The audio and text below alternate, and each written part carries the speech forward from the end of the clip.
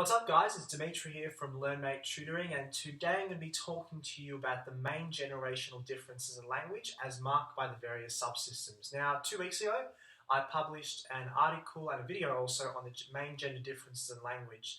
So I do hope that you actually taken the time out to do your own research around gender differences in language, because it is, as I said, very general and at times very subjective, so make sure you do a lot of research to substantiate any claims you have. Now, as I said, today I'll be looking at the main generational differences in language as marked by the various subsystems.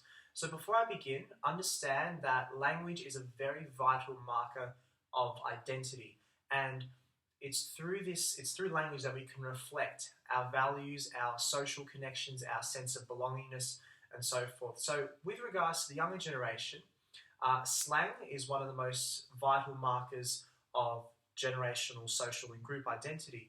So first of all, let's define what slang actually means, and I'm going to categorize this under the subsystem of lexicology.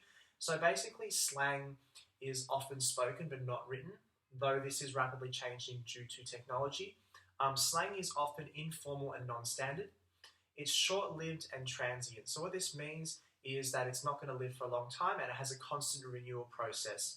Now, one might ask, why is slang constantly changing if it has such a power, such an ability to maintain that group identity?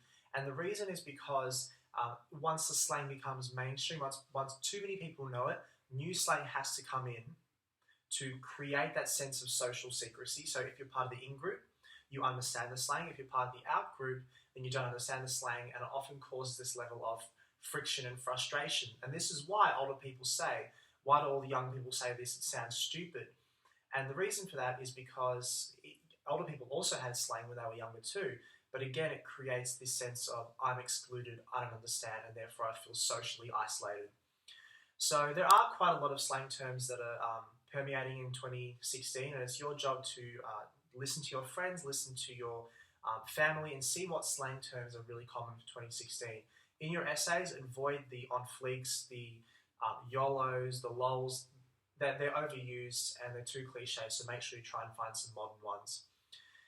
In addition to that, guys, with regards to phonology, HRT is very common in younger people, particularly Aussie speakers. Now, as Aussies, we're often notorious for going up at the end of every sentence like this. And what this does is, again, according to Cynthia McLemore, who was a postgrad student in Austin at the University of Texas, and I've got the quote in the article, she did say that uptalk, or HRT, signals group affiliation and signals identity to establish what might be called a linguistic micro-community. So HRT, particularly with younger female speakers and even male speakers in Australia, creates this sense of identity, of group belongingness, which is what I keep going back to as being the reasons behind generational differences in language.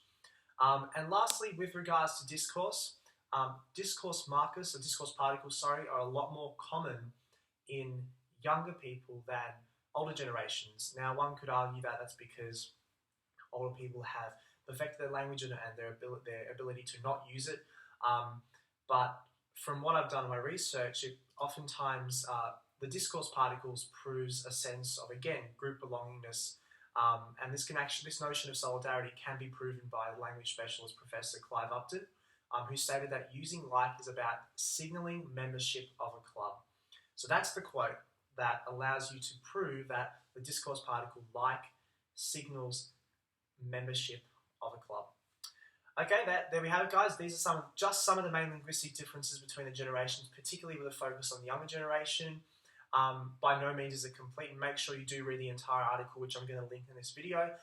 The article has most linguistic differences between generations, but obviously, as I keep saying and I've had said throughout the year, it's your job as a student to be inquisitive, to keep researching, and to keep working hard and find your own modern examples, and that's what's going to give you the competitive advantage come exam time.